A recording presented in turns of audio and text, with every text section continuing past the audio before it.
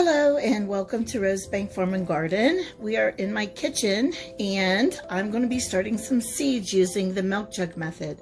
And first of all, I'd like for you to check out my tidy tray. This has been probably one of the best purchases for gardening.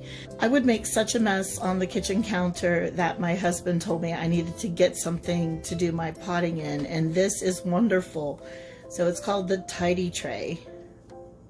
I've been saving my milk jugs for a while. I have them all rinsed out and ready to go. The first thing you do is throw away the cap. You don't need that. So get rid of that.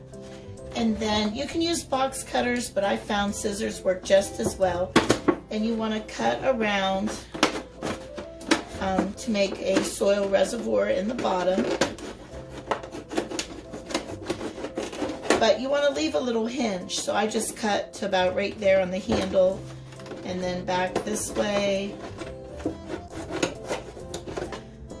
so that you can open up like this.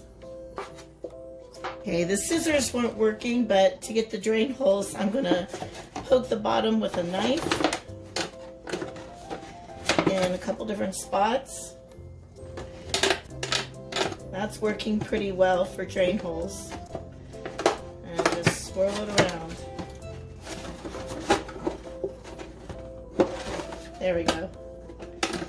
Okay, so that's it. When you have your drain holes and cut open, you are ready to get the soil ready. Since I'm going to be doing a lot of milk jugs, I'm actually using my mixing bowl to do a large amount of soil all at once. I'm not real particular about what brand I buy. This is what was available in my area.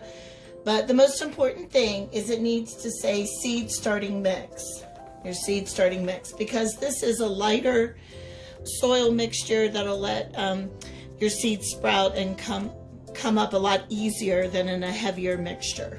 So I'm just going to pour the seed starting mix into my mixing bowl, and we'll start with that much. And now we want to pre-moisten it. Now I'm just going to add some water to the seed starting mix. I don't know how much to add. I'm just adding a little bit and mixing it up. I will know when I squeeze the soil and it sticks together in a clump, but it doesn't drip water out. So let's see if this is good enough. It feels too dry to me. So you squeeze, and it's falling apart a little bit too easily. It just falls apart. So that tells me we need a little bit more water. And it's okay to take a little bit more time with this process because you want to get it just right. So add just a little bit more water and mix that in. It's going to be really funny when I bake a cake in this mixing bowl the next time after doing the dirt. Okay, let's do another squeeze test. Have a little bit of water dripping out of it. I'm going to try mixing just a little bit more.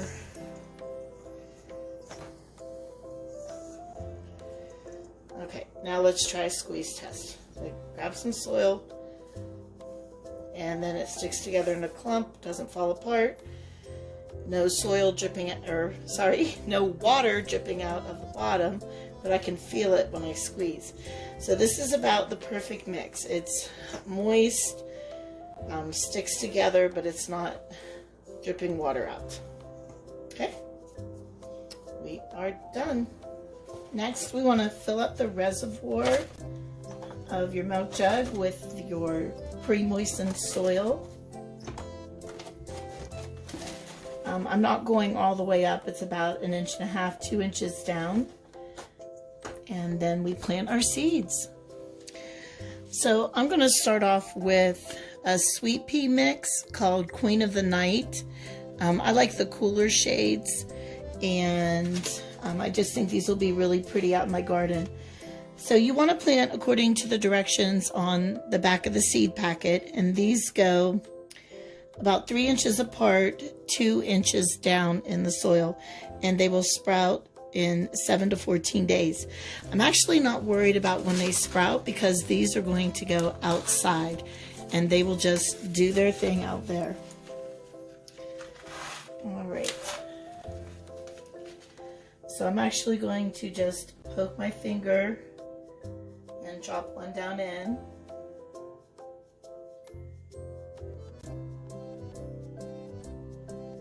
And then cover them back up. So this is always the fun part. From that little seed, we get these beautiful flowers.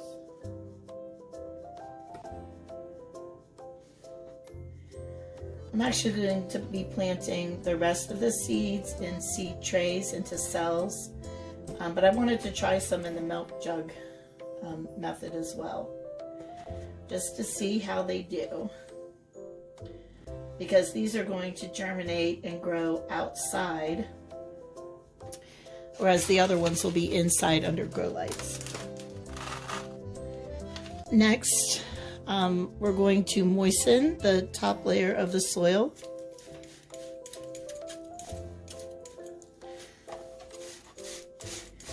And I'm just going to wipe down the edges so maybe my tape will stick a little better. And then I'm going to be using some clear tape just to seal it back up.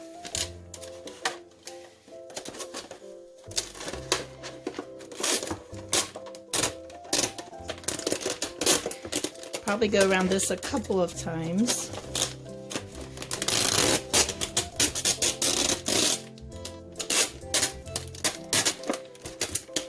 Oh, that's not lining up too good.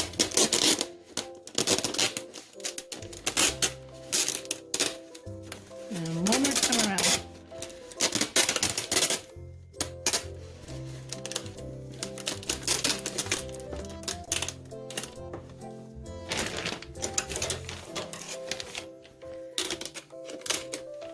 You want to label your seeds so you know what they are, and I'm just using a permanent marker. So we have my sweet pea, queen of the night.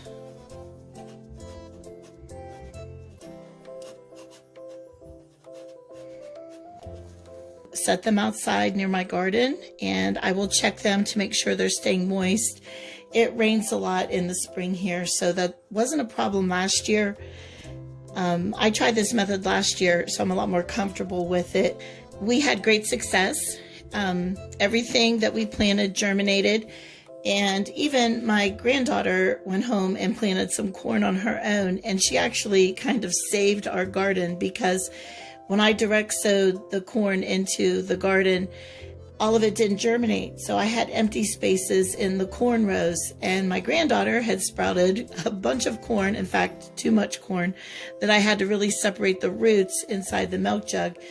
But she was able to save our garden and fill in those empty spaces in the corn row.